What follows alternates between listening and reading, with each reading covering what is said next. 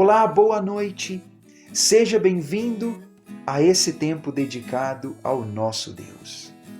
Querido, Deus nos trouxe para que possamos oferecer a Ele essa hora ou esses minutos, adorando com canções, falando com Deus em oração, ouvindo sua voz.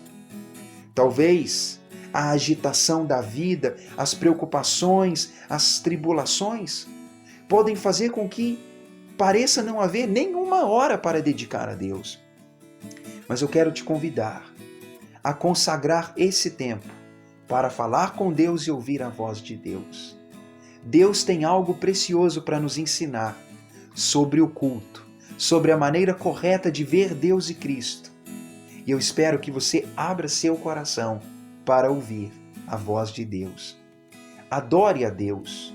Reflita durante essas adorações. Se você não conhece, feche seus olhos. Contempla. Reflita na letra e na adoração. Deixa Deus falar o seu coração. E eu espero que esse tempo possa contribuir para o seu crescimento espiritual. Que Deus te abençoe.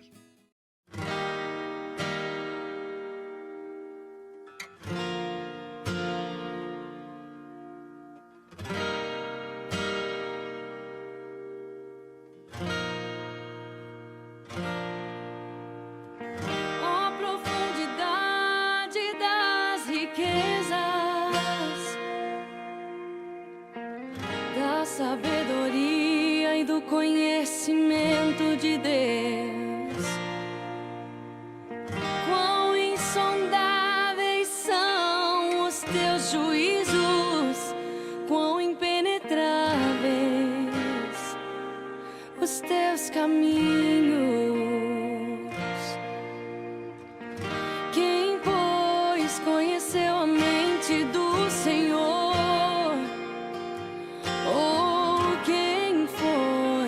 O seu conselheiro, ou quem primeiro deu a ele para ser restituído.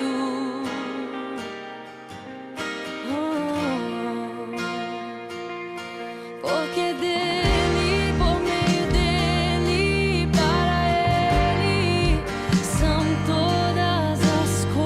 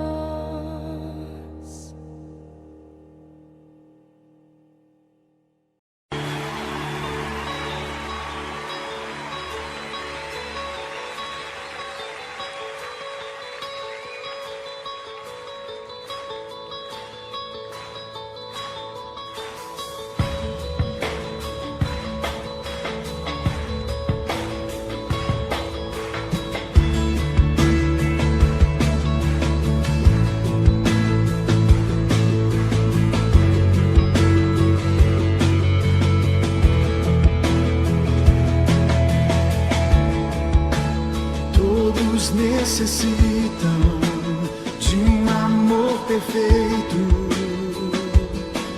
perdão e compaixão. Todos necessitam de graça e esperança, de um Deus que salva.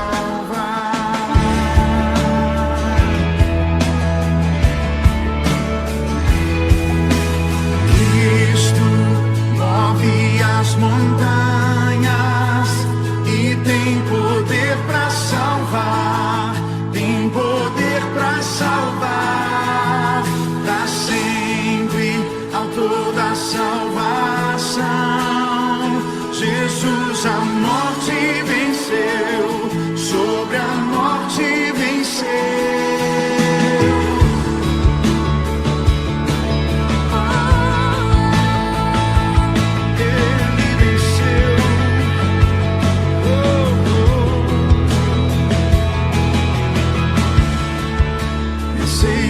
Com meus medos, falhas e temores,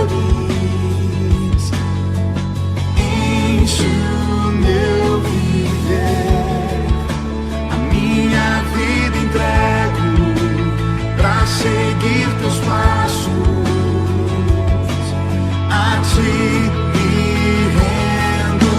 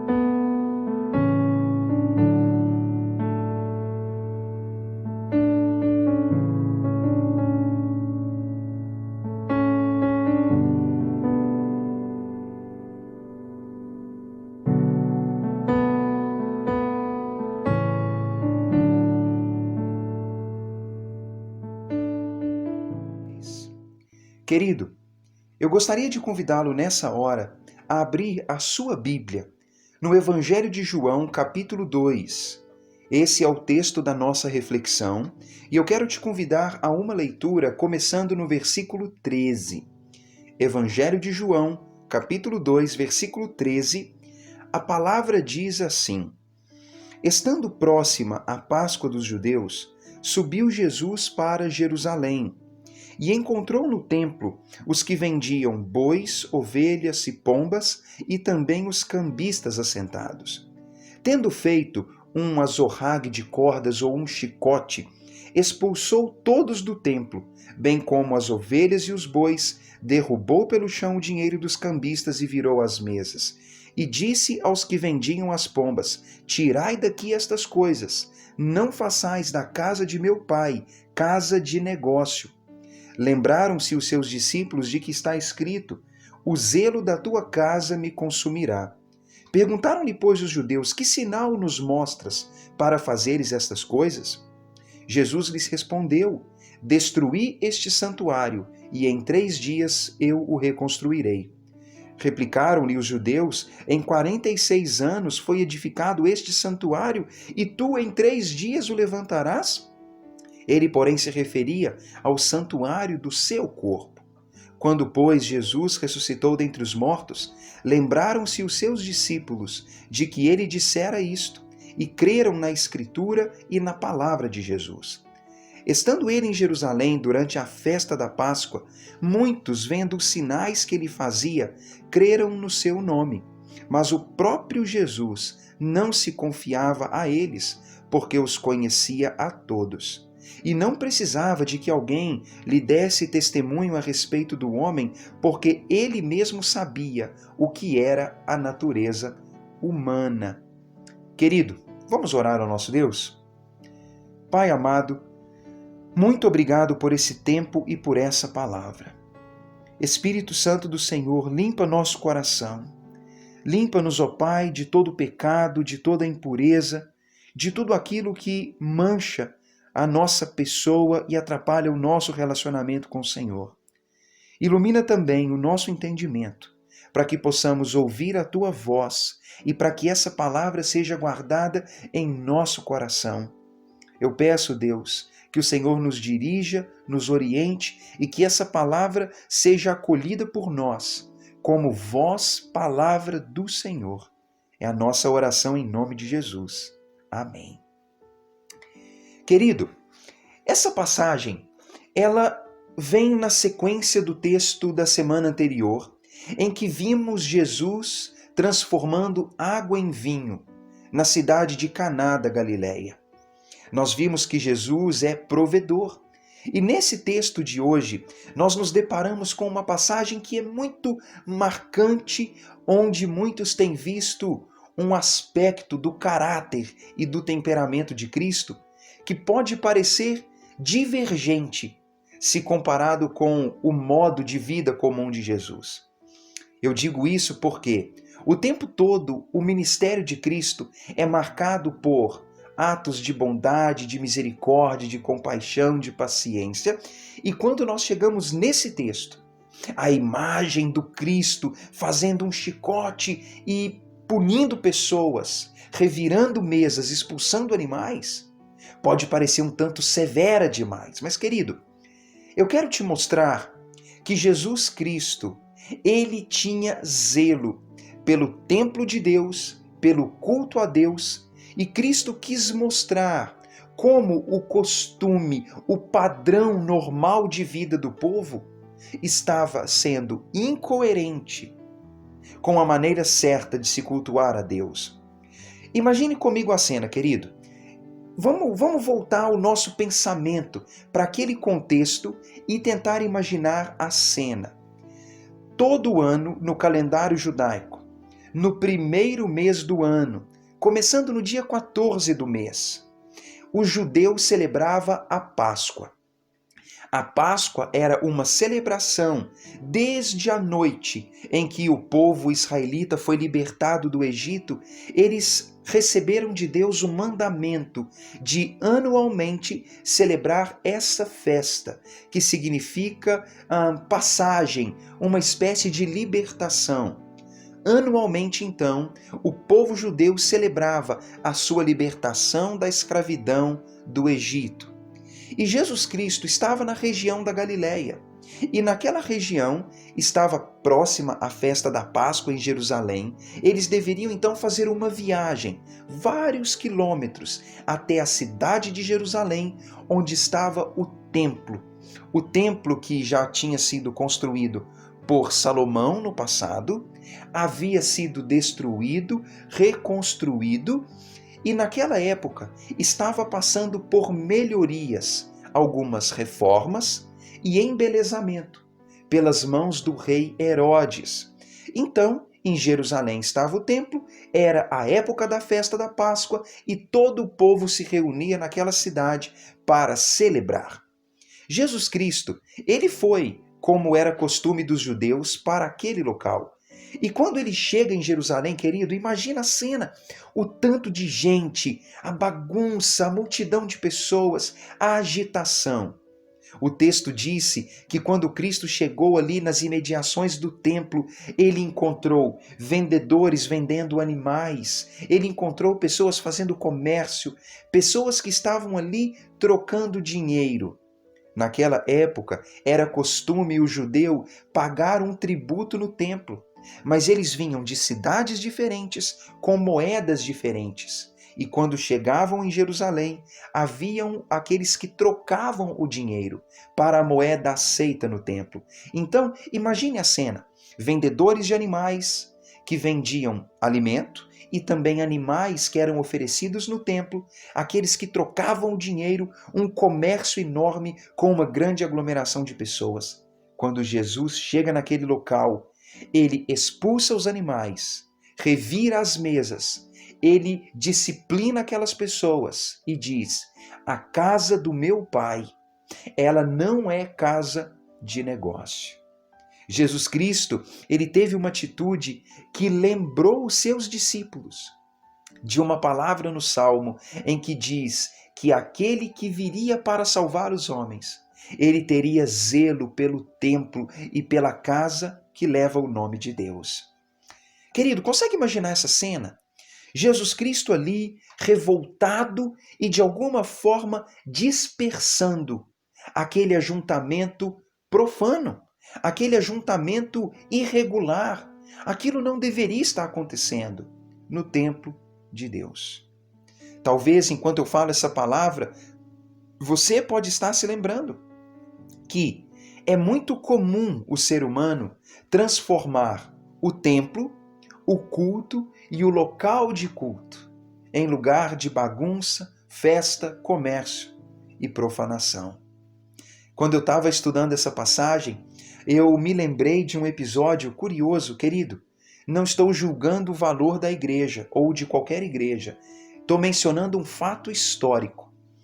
Pelos anos 1508 a 1510, na Alemanha havia uma certa divergência entre igrejas de uma mesma ordem religiosa.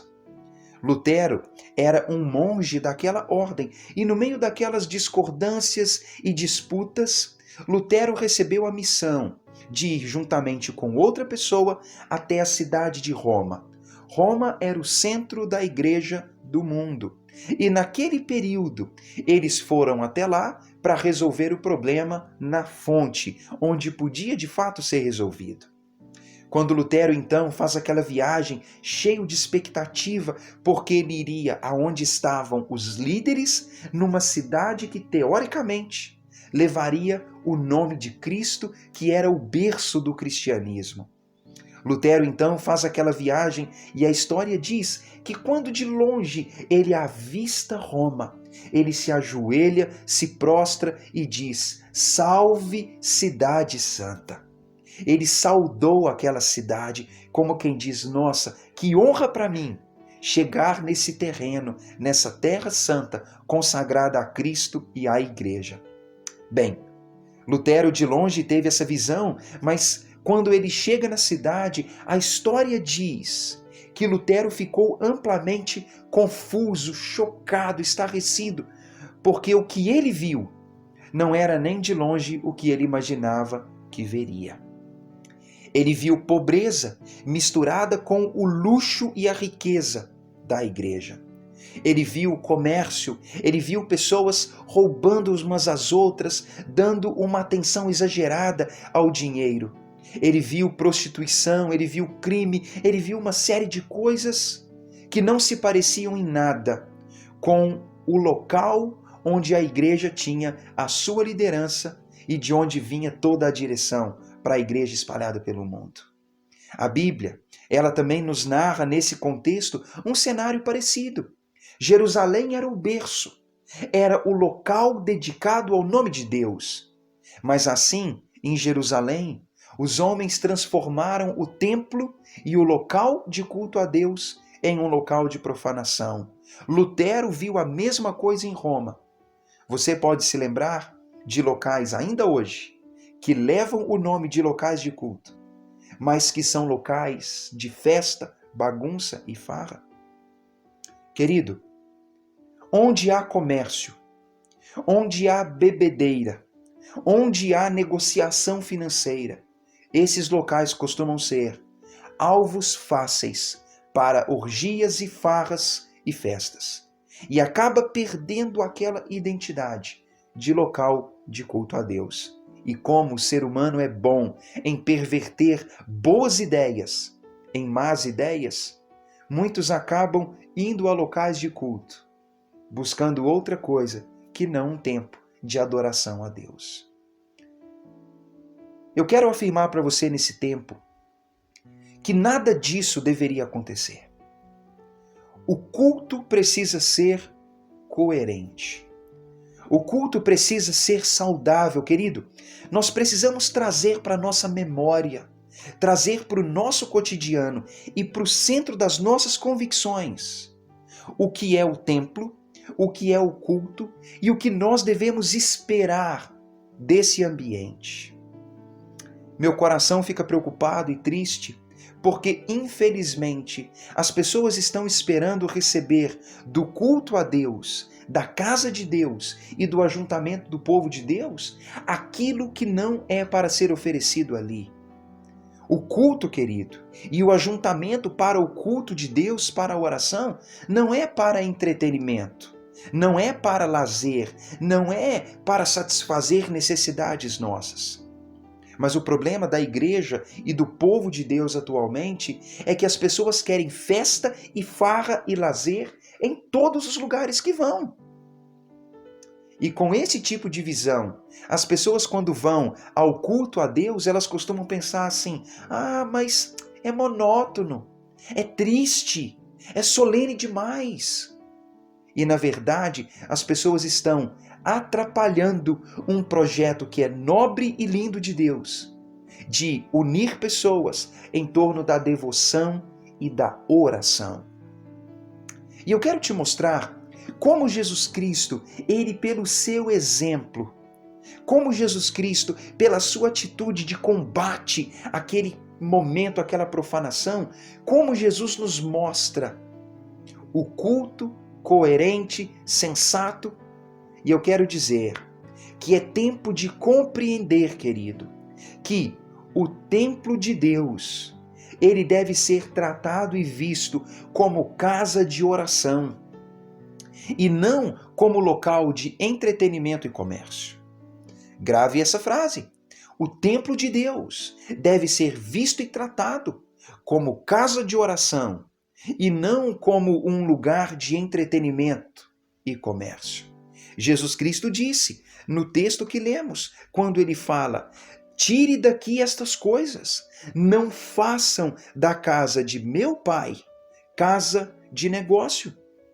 Em outros textos, por exemplo, em Marcos, em Lucas e Mateus, outras passagens que falam do mesmo assunto. Nós observamos, querido, Jesus dizendo: vocês estão transformando a casa de Deus, que era para ser casa de oração, em um covil, em um antro de ladrões, de homens maus e pervertidos. Infelizmente, a casa de Deus tem sido transformada em muitas coisas, menos em um local de oração.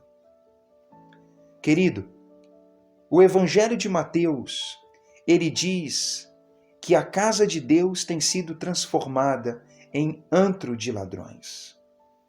O Evangelho de Marcos, capítulo 11, diz que a casa de Deus, que a casa que é consagrada a Deus, ela deve ser uma casa de oração para todos os povos da terra.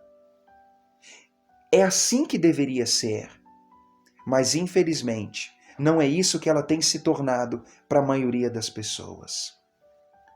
Querido, o templo, seja o templo de Jerusalém, ou o templo que é erguido e consagrado ao nome de Deus, nós precisamos entender que Deus, ele não está contido ou preso ali.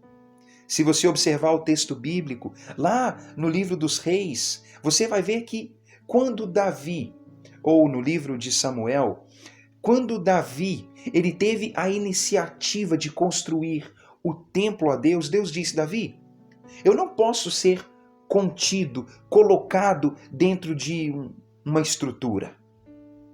Ou mesmo Paulo disse em Atos 17 para o povo de Atenas que Deus não precisa de templos, Deus não precisa ser servido, Deus ele não pode ser colocado dentro de um pequeno espaço, como se colocássemos Deus numa garrafa, ou num nicho, ou num prédio e disséssemos: Deus está contido aqui. Querido, o Deus que é maior do que o universo, porque é criador do universo, será que poderia ficar preso, lacrado, contido em uma estrutura? Não, não pode. Mas, quando nós consagramos um local para cultuar a Deus, certamente a presença de Deus está ali. Então, o templo, um lugar que é dedicado a Deus, para o culto a Deus, um lugar que é visitado por Deus, pela glória de Deus, aquele local é um marco, um símbolo, uma figura da presença de Deus entre os homens. É curioso que quando o templo é erguido, ele é um símbolo que diz: Deus está presente, Deus pode ser buscado, Deus pode ser cultuado, Deus está entre nós, querido. O templo traz esse símbolo e essa ideia. O templo também precisa ser visto numa perspectiva de que, se ele é dedicado a Deus, ele não pode receber outros propósitos. Querido, o templo não é lugar de lazer para a criança. O templo não é lugar para as pessoas irem em busca de relacionamento, de diversão. O templo não é lugar para as pessoas irem lá satisfazer suas necessidades. O templo é um lugar onde o ser humano pode ser acolhido e deve sentir liberdade, mas o templo, segundo a palavra do próprio Cristo, é uma casa de oração. É a casa dedicada ao Deus Pai. E o texto que nós lemos não traz essa menção de ser casa de oração, mas Mateus 21, Marcos capítulo 11 falam disso. É casa de oração. Mas hoje, muitos significados e interpretações têm sido dados ao templo. Querido, não estou criticando quem faz isso, mas nós chegamos no templo, ali nós temos uma música que não inspira a oração. Tá aquele ambiente que nos remete a uma discoteca, onde o show do palco, do altar, nos lembra um show de mágica, uma performance de um artista, onde está tudo escuro, com luz, com barulho, com fumaça e uma encenação tão profunda, tudo feito para entreter.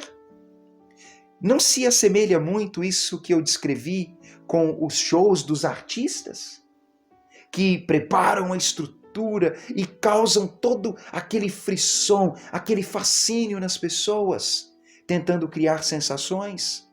E quando nós menos percebemos, nós estamos ali externando as nossas próprias vaidades e as pessoas estão ali sensualizando, elas estão ali fazendo uma série de demonstrações que não tem nada a ver com o culto a Deus. Querido, eu não julgo o culto que as pessoas promovem, porque Deus é juiz.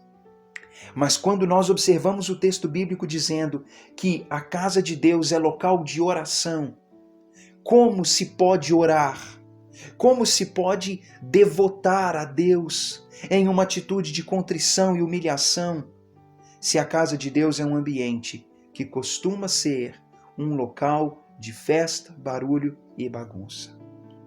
Cristo condenou. Quando Lutero chega em Roma é o mesmo susto. E quantos, quando chegam em templos dedicados a Deus, têm a mesma experiência negativa? Querido, é muito fácil transformar o templo em outra coisa. Depende do propósito que se dá. Pense comigo, quantas garagens de casa que têm o propósito de guardar o carro foram vendidas para ser um bar. E aquilo que antes era uma garagem recebeu novo propósito.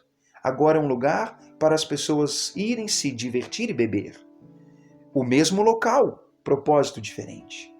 Quantas casas foram vendidas e se transformaram em consultório médico ou em casa de shows, festa, prostíbulo? Quantas igrejas na Europa foram fechadas por não terem mais pessoas e foram transformadas em bares, locais de festa, em casas de shows? O local tinha uma finalidade, mas ele, quando é entregue a outra finalidade, ele deixa de ser aquilo que foi criado para ser. Querido, o templo pode ter sido construído dedicado a Deus, mas se ele recebe outro propósito, que não a oração e a devoção, ele deixa de ser templo de Deus e se torna outra coisa qualquer. Eu digo isso, e pode parecer um tanto radical, mas o templo precisa ser visto como casa de oração, não um local de bagunça, comércio, onde cada um recebe aquilo que as suas próprias vaidades querem. Jesus nos deu essa lição, e eu te pergunto, você considera o templo que você frequenta um local propício à oração? Ou quando você chega lá, você nem tem essa liberdade e essa oportunidade? Pense nisso. É um desafio para nós cristãos, preservarmos a identidade do prédio do templo, do local do culto, sempre para a glória de Deus. Uma segunda coisa nós aprendemos, querido. Jesus Cristo, nessa passagem, ele disse para aqueles homens que eles poderiam destruir aquele templo e em 3 dias ele o reconstruiria. Aqueles homens ficaram abismados, embasbacados com aquela palavra, dizendo: você não sabe o que diz. O templo está sendo construído ou reformado por Herodes há 46 anos e as obras provavelmente nem tinham acabado. E você diz que uma obra de décadas pode ser reerguida por você em 3 anos? Em 3 dias? Não eram nem 3 anos, mas 3 dias. Eles ficaram horrorizados. Eles não entenderam o que Cristo estava dizendo. Cristo estava falando sobre o seu corpo, a sua vida. E os discípulos entenderam isso quando Cristo havia ressuscitado dos mortos 3 dias depois. Querido, o que estou querendo dizer e o que o texto está dizendo? O templo, ele é símbolo, uma marca, uma imagem de Deus entre os homens. Mas Cristo é Deus. E ele veio e habitou entre nós. Ou seja, mais do que o templo, o próprio Deus esteve entre nós. Não um local dedicado ao nome dele, mas o próprio Deus assumiu a forma humana e habitou entre nós, como diz João capítulo 1. Jesus é Deus, estava no princípio com Deus, ele se fez carne, habitou entre nós e vimos a sua glória, glória do Pai.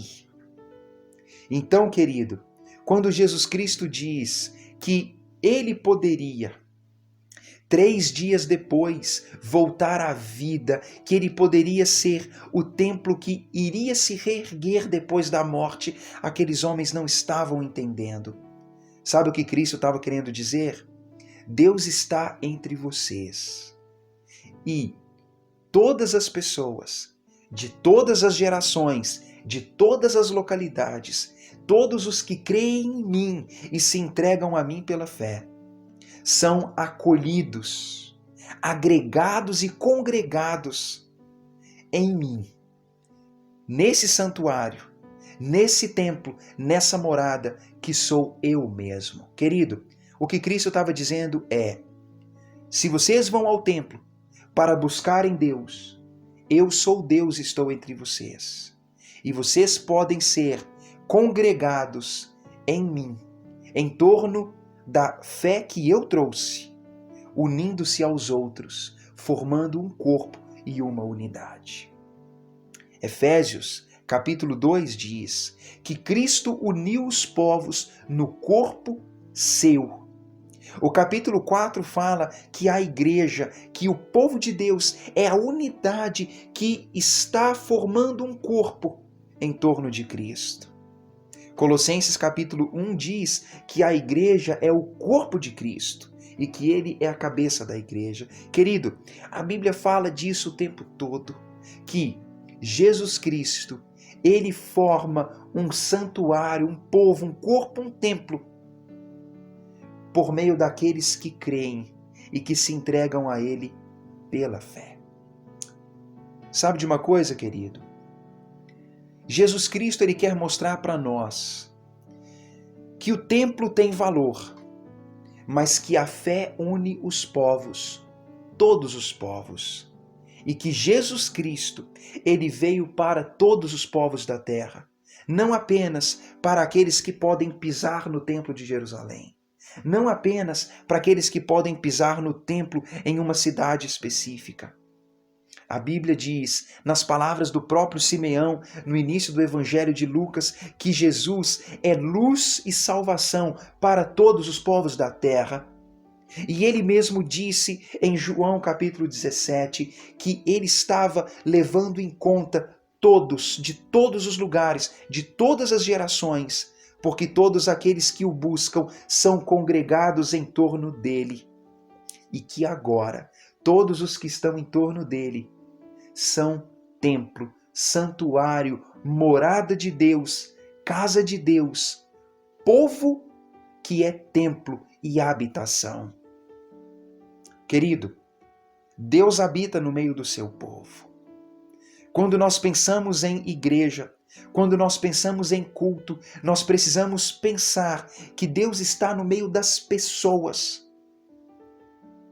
E pouco a pouco, compreendermos que sim, Deus é cultuado no templo, mas que Deus não está essencialmente no prédio físico, mas que Deus está no meio do povo dele, porque Deus habita em mim, Deus habita em você, então Deus está em nós, e quando nós nos unimos, ali Deus está. Tá vendo como isso é lindo, querido? Deus está entre nós. Nós vamos ver isso em uma mensagem daqui para frente. Quando Jesus fala com a samaritana, ela diz: Senhor, os judeus dizem que é lá em Jerusalém que deve se cultuar. O meu povo diz que é aqui, no Monte Gerizim. E aí, onde é o local que Deus é cultuado? Jesus diz: mulher, chegou o tempo que não importa se é em Jerusalém ou se é aqui em Samaria, em qualquer lugar, quem busca a Deus de verdade, eu digo para você que Deus está com essas pessoas, onde os adoradores estão buscando a Deus.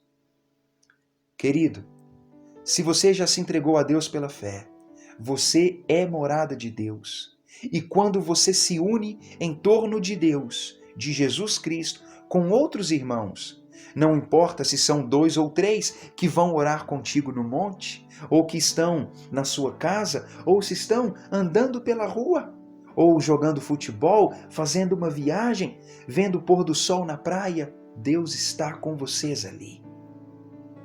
Olha que bênção. Então, querido, nós somos templo de Deus. E se nós somos templo de Deus, é indispensável que cuidemos da nossa vida, das nossas motivações, para que possamos ser uma morada santa e digna para nosso Deus e para Jesus Cristo. O templo, ele é casa de oração. Mas Jesus Cristo, ele nos fez santuário em torno dele, em torno da sua vida, morte e ressurreição. E por fim, querido, quando nós pensamos num culto coerente, nós precisamos observar o que diz versículo 23 em diante, que afirma a seguinte palavra: estando ele em Jerusalém durante a Páscoa, muitos, vendo os sinais que ele fazia, creram no seu nome. Mas o próprio Jesus não se confiava a eles, porque os conhecia a todos e não precisava que alguém lhe desse testemunho a respeito do homem, porque ele mesmo sabia o que era a natureza humana. Querido, olha isso. Jesus está em Jerusalém, durante a festa da Páscoa. Ele operou sinais e milagres e manifestou o seu poder naquele lugar. Imagine multidão em torno de Jesus vendo aquilo. O povo ficou maravilhado. E sabe o que João diz? O povo, quando viu os sinais, creu no nome dele. Não diz que creram nele. Eu acho que aqui há uma coisa importante. A fama de Jesus estava crescendo. O povo deve ter ouvido que ele transformou água em vinho, que ele curava doentes, que ele expelia demônios, que ele podia fazer coisas que ninguém podia fazer. Então imagine a fama, o nome de Jesus estava espalhando-se por todos os lugares e as pessoas deveriam então ouvir o nome dele e elas deveriam ficar então intrigadas e curiosas, dizendo: quem é ele? Eu quero vê-lo. Curiosos a respeito do que ele fazia. E quando elas então viam Jesus, elas diziam: nossa, é verdade, ele é incrível, fantástico, ele é poderoso. Provavelmente uma fé superficial, uma fé que era dedicada apenas àquilo que ele fazia, admiração, fascínio pelo seu poder, mas não necessariamente uma fé dedicada a ele, uma crença, uma convicção de que ele é Filho de Deus, onde as pessoas, com base nessa convicção, se entregam como discípulos dele. Jesus conhecia o coração deles e Jesus sabia que eles estavam admirados e surpresos pelo seu poder, mas não estavam necessariamente crendo e confiando nele a ponto de se entregarem a ele como mestre, Senhor e Salvador. Querido, o culto coerente, ele deve nos levar a entender que precisamos crer em Cristo por quem ele é e não pelo que ele faz. O culto correto, o culto coerente e saudável, entende que nós estamos diante de Cristo e devemos buscá-lo, crer, segui-lo, porque ele é Deus, Salvador, Mestre e Senhor, e não pelo que ele pode fazer. Mas sabe qual é o problema? É que nós estamos em busca de um solucionador de problemas. Estamos em busca de um provedor, de alguém que nos livra, de um libertador. Muitas vezes nós descobrimos que estamos em busca de um gênio da lâmpada mágica, que nós podemos bater, esfregar e dizer: olha, eu quero tal coisa. E ele então faz aquilo. Alguém que nos dê respostas rápidas, soluções e caminhos maravilhosos. Às vezes, a maioria daqueles que se dizem cristãos podem estar indo atrás de Cristo pelo que ele faz, mas não por quem ele é. E sabe qual é a diferença daquele que segue a Cristo por quem ele é e não pelo que ele faz? É que o discípulo verdadeiro continua seguindo o Mestre, mesmo nos dias maus, mesmo quando tudo dá errado, mesmo na tempestade, mesmo quando ele não atende os nossos 3 desejos. Alguém que o busca por interesse, quando recebe o não, ou quando recebe silêncio, porque não tem aquilo que busca satisfeito, essa pessoa desanima, se frustra e abandona. Mas o discípulo verdadeiro é fiel sempre, porque sabe que Cristo é o mesmo, hoje e sempre. Eu pergunto a você, o que é que te motiva a seguir a Jesus Cristo? O que é que motiva você a ser um discípulo?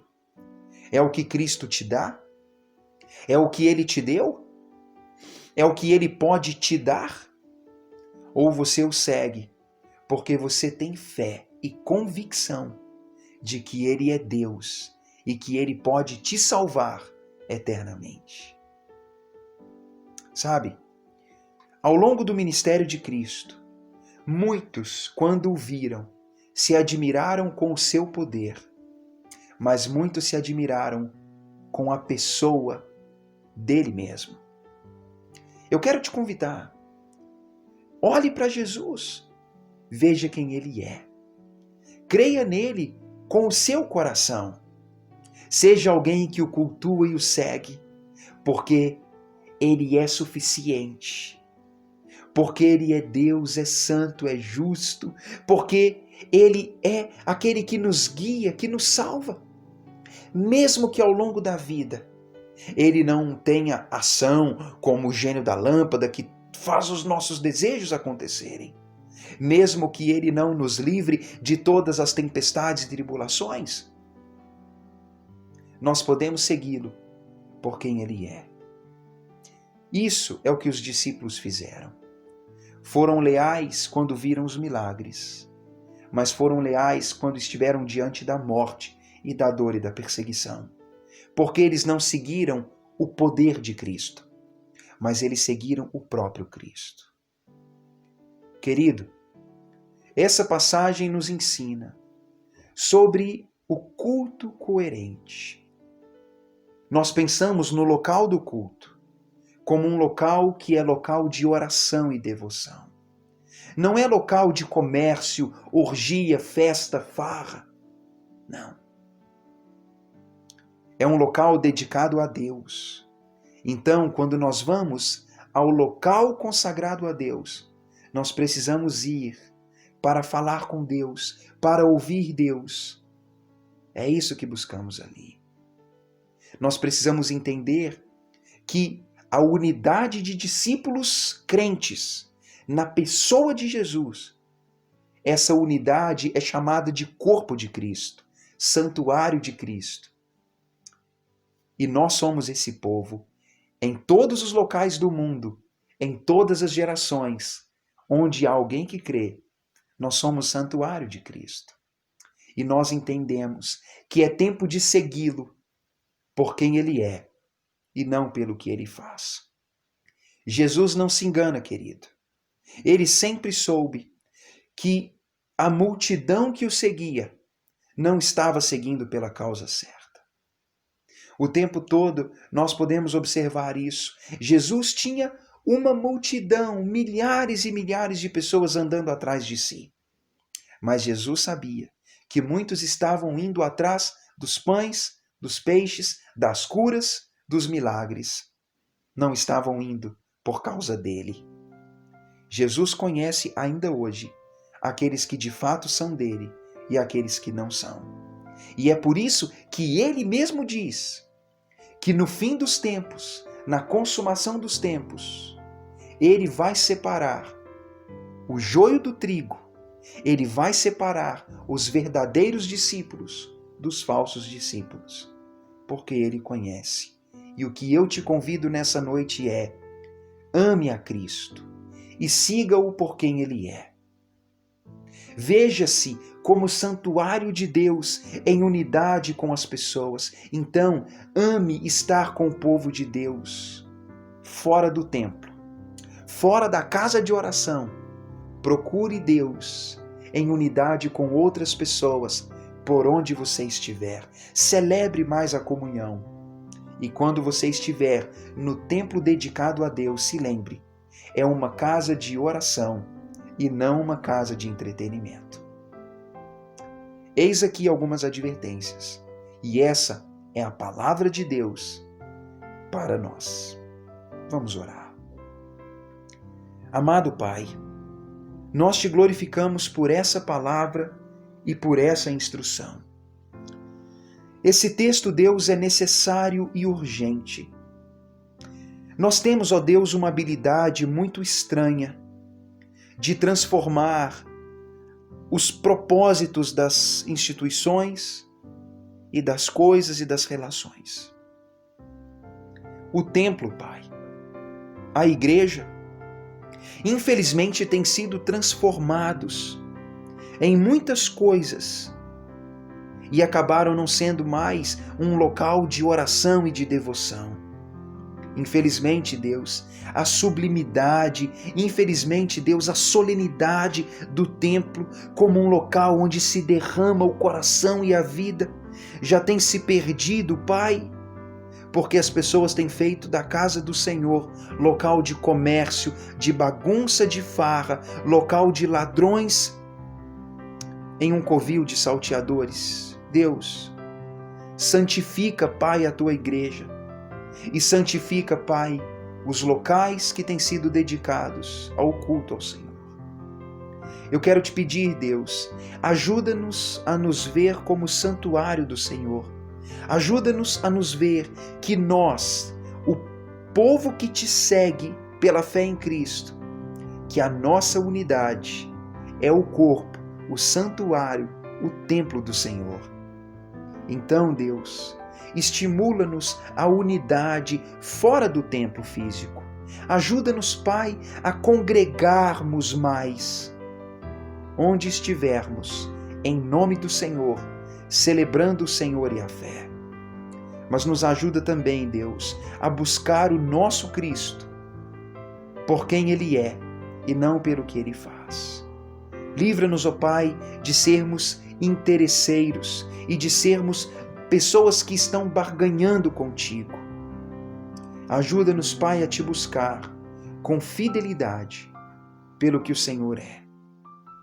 E por favor, Deus, fortalece a fé dos teus filhos, para que cada um possa amá-lo mais e segui-lo de coração. Essa, Pai, é a nossa oração em nome de Jesus. Amém.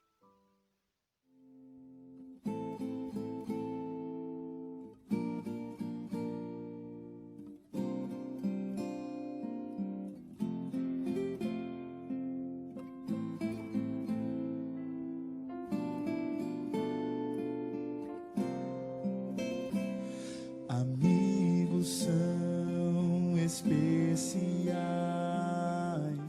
são tesouros da vida, são dons que vêm dos altos céus, pra mim e pra você.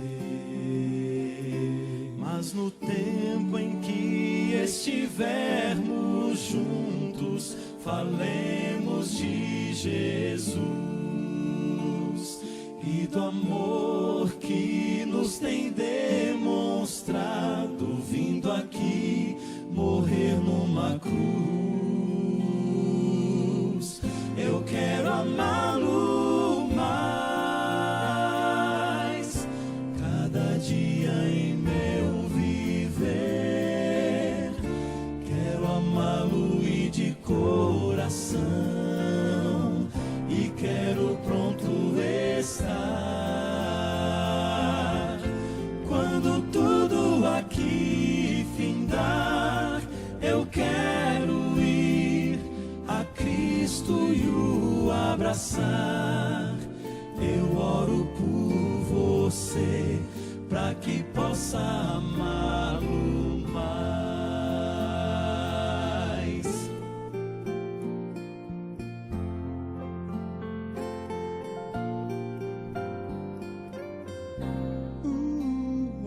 As horas vão passando,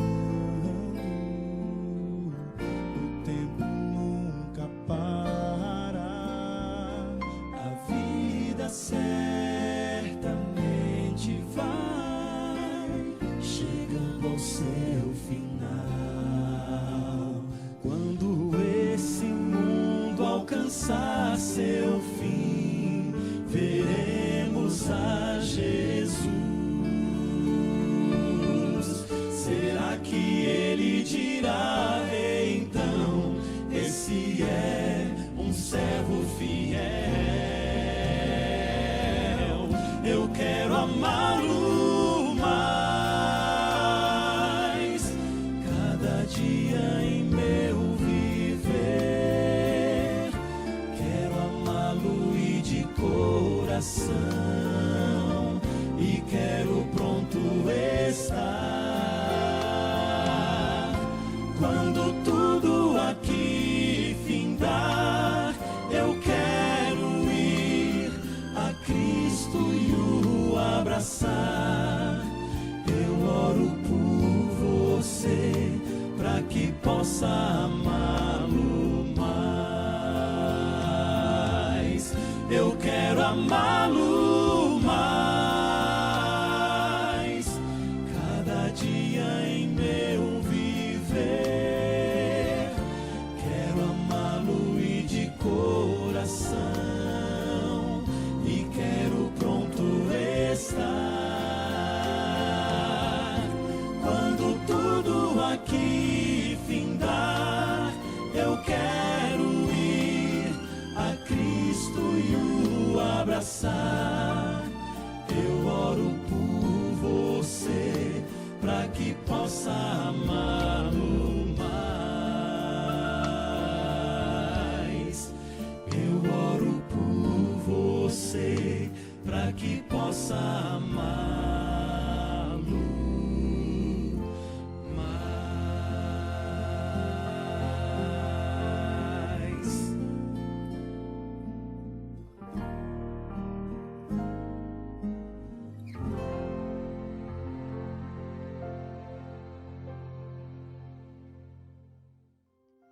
Falando desse tema tão importante, nós podemos observar que Deus nos traz uma advertência muito profunda.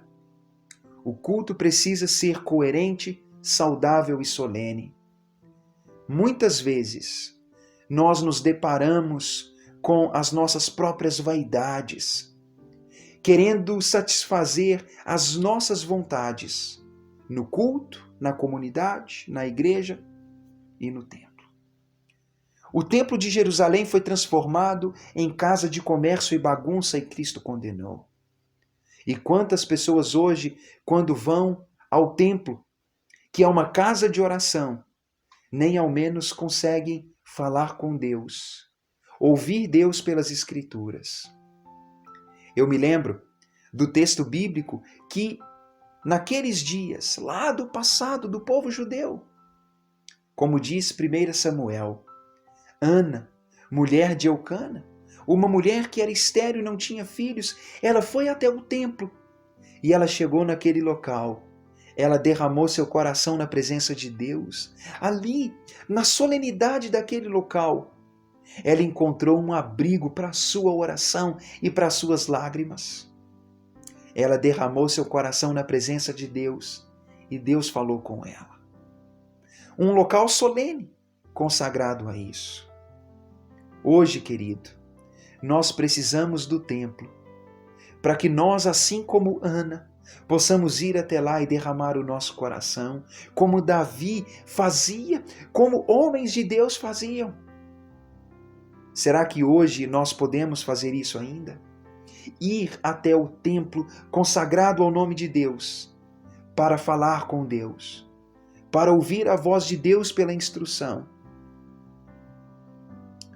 Eu tenho medo de que os anos vão transformar o templo de Deus em um local de show, bagunça e festa. E onde será o local de oração? Será a nossa casa? Um local tão agitado, onde a maioria tem dificuldade de orar? Querido, vamos voltar o nosso coração para compreender que o templo, consagrado a Deus, é casa de oração. Mas que não é o templo apenas que é esse local. Quando o povo de Deus está unido, nós somos o corpo de Cristo, a igreja, o santuário do Deus vivo, e onde o povo de Deus estiver, porque está unido em Cristo, ali nós somos santuário de Deus. E eu quero também, querido, te encorajar dizendo: nós precisamos buscar Cristo, buscar o nosso Mestre, por quem Ele é.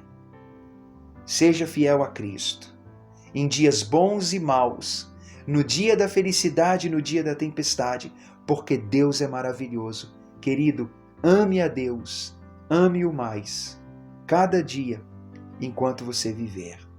E eu espero que dos céus Deus te abençoe e Deus te dê paz.